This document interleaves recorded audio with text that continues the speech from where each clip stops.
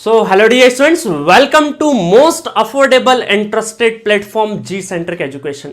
आज हम लोग बात करेंगे इलेक्ट्रिकल मशीन की।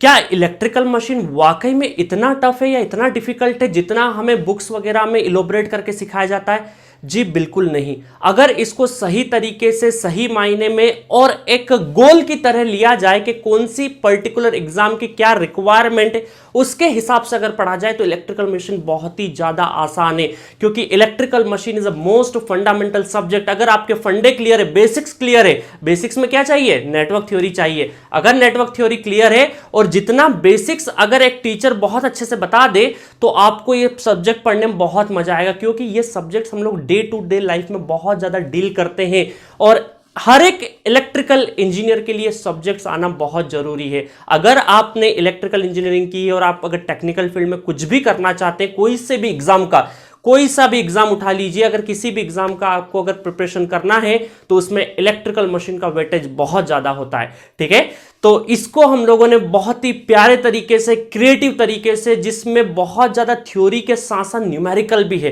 क्योंकि अल्टीमेटली किसी भी एग्जाम में न्यूमेरिकल लगाना पड़ता है। न्यूमेरिकल के लिए प्रॉपर थ्योरी चाहिए, प्रॉपर एक रोड मैप चाहिए, उसको हम लोगों ने बहुत अच्छे से डील किया है। तो चलिए, इस लेक्चर के लिए मैंने आपके सामने पेश कर रहा हूं ट्रेलर, और ट्रेलर देखिए और अंत में ट्रेलर के जरूर कुछ बातें सुनिएगा, जहां पर इस ट्रेलर का फुल वर्जन आपको मैं ले जाऊंगा। ठीक है, तो उसी तरह अगर किसी ने मशीन को पहली बार सोचा होगा तो पूरा आइडियल सोचा होगा कि इस मशीन में ये सारी खासियत होना चाहिए। पहली बार तो हम लोग पेसिमिस्टिक तो होते नहीं, हम किसी भी चीज को लेकर ऑप्टिमिस्टिक ही रहते हैं हम लोग कि सारी अच्छी अच्छी चीज होगी। तो उसी तरह साइंटिस्ट ने सबसे पहली बार एक आइडियल मशीन की कल्पना करी होगी। अभी हम लोग ट्रांसफॉर्मर पढ़ रहे हैं, इस वजह से यहां पर आइडियल ट्रांसफॉर्मर बोल सकते हैं या आइडियल मशीन बोल सकते हैं। तो सबसे पहले ट्रांसफॉर्मर में भी किसी ने सोचा होगा तो आइडियली सोचा होगा। हम लोग वही बनी है या गलती से कुछ और बन गया है, तो उसके लिए क्या करना पड़ेगा? हमें टेस्टिंग करनी पड़ेगी, that is open circuit test and short circuit test. और ठीक है, इतना लंबा नहीं जाएंगे हम लोग, अभी आप 4-5 घंटे आपको यही कहानी चलने वाली है। आइडियल के बाद हिस्टैरिसीस, फिर एडी करंट, फिर लीकेज, देन कॉपर लॉस, उसके बाद हम लोग प्रैक्टिकल ट्रांसफॉर्मर बनाएंगे और उसका इक्विवेलेंट सर्किट बनाएंगे, फेजर भी बीच बीच में देखेंगे। तो आई होप आपको मजा आने वाला आगे वाली जर्नी में। तो चलिए जल्दी से बिना देरी करे स्टार्ट करते हैं हम लोग आइडियल ट्रांसफॉर्मर। कि सर क्यों ना हम लोग यही वाइंडिंग क्यों रैप अप कर रहे हैं, यहां पर भी कर सकते हैं। यस, कर सकते हैं, कोई दिक्कत नहीं है। ठीक है, बट हमारा जो सिंपलेस्ट मॉडल है, किसी भी कोर के ऊपर 2 वाइंडिंग अगर करते हैं तो उसका नाम क्या हो जाएगा? 2 वाइंडिंग ट्रांसफॉर्मर। इसका नाम क्या है? 2 वाइंडिंग ट्रांसफॉर्मर। अगर एक और वाइंडिंग कर दिया तो हम लोग क्या बोलेंगे उसको? 3 वाइंडिंग ट्रांसफॉर्मर। तो जनरली हम लोग 2 वाइंडिंग ट्रांसफॉर्मर स्टडी करते हैं हमारे जो कॉन्सेप्चुअल पॉइंट ऑफ व्यू से, कि ज्यादा अच्छे से समझ में आए बेहतरी से। टाइम वेरिंग, क्योंकि ये भी क्या रहेगा, ये अगर ये करंट और फ्लक्स काफी क्लोजली रिलेटेड है, तो इस वजह से करंट का जो नेचर होगा वही नेचर क्या होगा? फ्लक्स का होगा।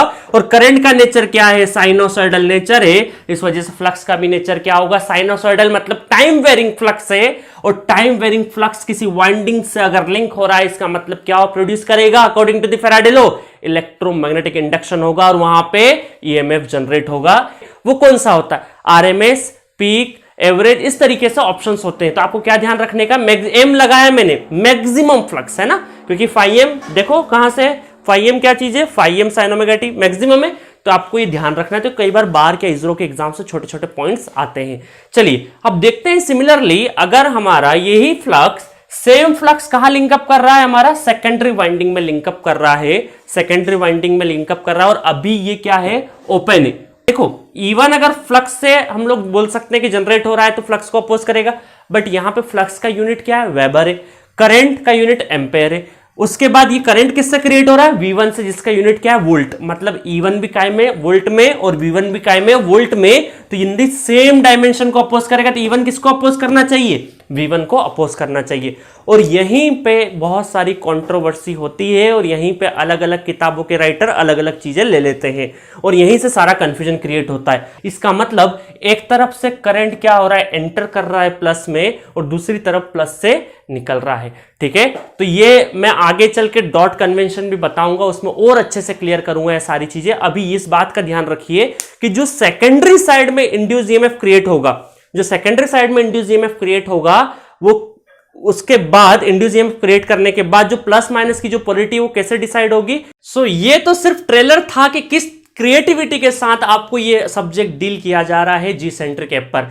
तो अभी जी सेंट्रिक ऐप पर स्टोर सेक्शन में जाइए, उसके अंदर अपनी पर्टिकुलर ब्रांच जो कि इलेक्ट्रिकल है वो चूज करिए, डबल ई ब्रांच चूज करिए। उसके बाद इलेक्ट्रिकल मशीन सब्जेक्ट के अंदर जाइए और जितने भी लेक्चर्स हैं उनको एंजॉय करिए मोस्ट अफोर्डेबल प्राइस में। ठीक है।